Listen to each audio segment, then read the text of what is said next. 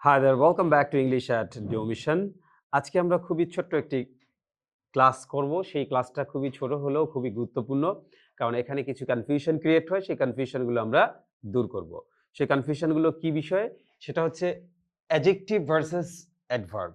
অর্থাৎ কিছু কিছু ওয়ার্ড রয়েছে যেগুলো সেন্টেন্সে অ্যাডজেক্টিভ হিসেবেও একইভাবে একই চেহারা নিয়ে বসে, আবার অ্যাডভার্বেও ঠিক একই চেহারা নিয়ে বসে, কিন্তু তারা কোয়ালিফাই করে ডিফারেন্ট পার্ট অফ স্পিচকে। যখন অ্যাডজেক্টিভ হবে তখন সে নাউনকে মডিফাই করবে, আর যখন অ্যাডভার্ব হবে তখন সে ভার্বকে মডিফাই করবে। তাহলে চলো একটু ডিটেলস দেখি কি আছে। Hard, early, first, loud, loud, enough, well, safe, high, near, late, little, much, long, deep, right, better, straight, daily, monthly, weekly, yearly ইত্যাদি ওয়ার্ডগুলো অ্যাডজেক্টিভ এবং অ্যাডভার্ব দুইভাবেই বসতে পারে, ব্যবহৃত হতে পারে। এখন নাউন প্রোনাউনকে মডিফাই যখন করবে তখন তার অ্যাডজেক্টিভ হয়ে যাবে, আর ভার্বকে যখন মডিফাই করবে তখন তার অ্যাডভার্ব হবে। তাহলে নাউন বা প্রোনাউনকে কিভাবে মডিফাই করছে একটু দেখি।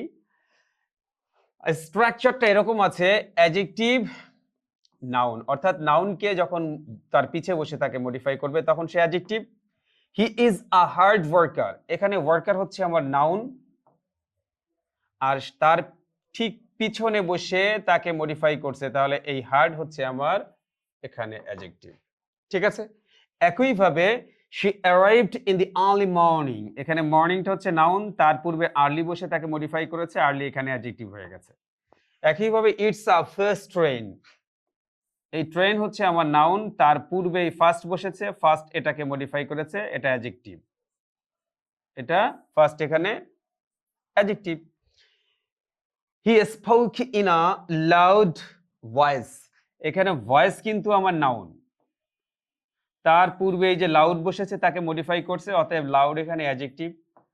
একইভাবে this is a daily news paper, এখানে নিউজ পেপার হচ্ছে আমার নাউন, তার পূর্বে ঠিক ডেইলি বসেছে, এই ডেইলি হচ্ছে আমার অ্যাডজেক্টিভ।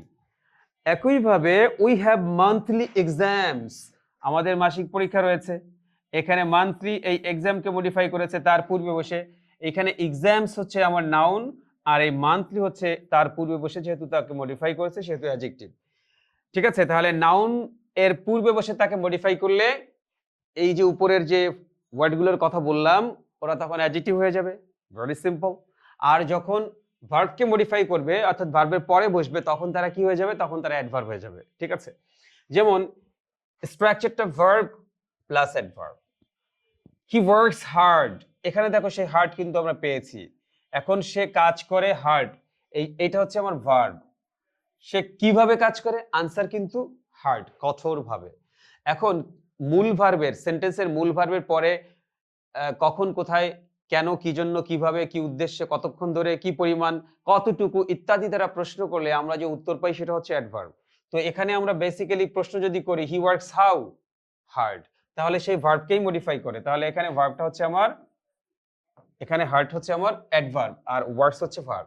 একইভাবে শি অ্যারাইভড আর্লি, এখানে অ্যারাইভড হচ্ছে আমার ভার্ব, তাকে মডিফাই করেছে তার পরে বসে এই আর্লি, তাহলে এটা অ্যাডভার্ব হয়ে গেছে।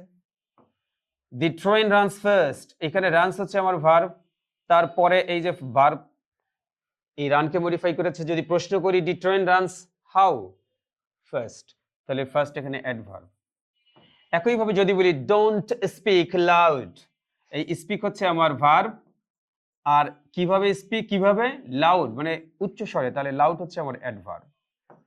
আবার যদি বলি হি কামস হিয়ার ডেইলি, সে এই হিয়ার কামস হচ্ছে আমার ভার্ব, সে এখানে আসে, আর হিয়ার হচ্ছে অ্যাডভার্ব অফ প্লেস। তারপরে আমি এটাকে যদি প্রশ্ন করি হি কামস কতবার আসে, ডেইলি, প্রতিদিন, অর্থাৎ নিয়মিত সে এখানে আসে, তাহলে ডেইলিটাই ভার্বকে মডিফাই করেছে, তাহলে এটা হয়ে গেছে আমার অ্যাডভার্ব। বা কিভাবে আসে, এখানে প্রতিদিন আসে মানে নিয়মিত, নিয়ম মাফিক। দি exam is held monthly, exam অনুষ্ঠিত হয়, কিভাবে অনুষ্ঠিত হয়, মান্থলি অনুষ্ঠিত হয়, তাহলে এটা হচ্ছে আমার অ্যাডভার্ব।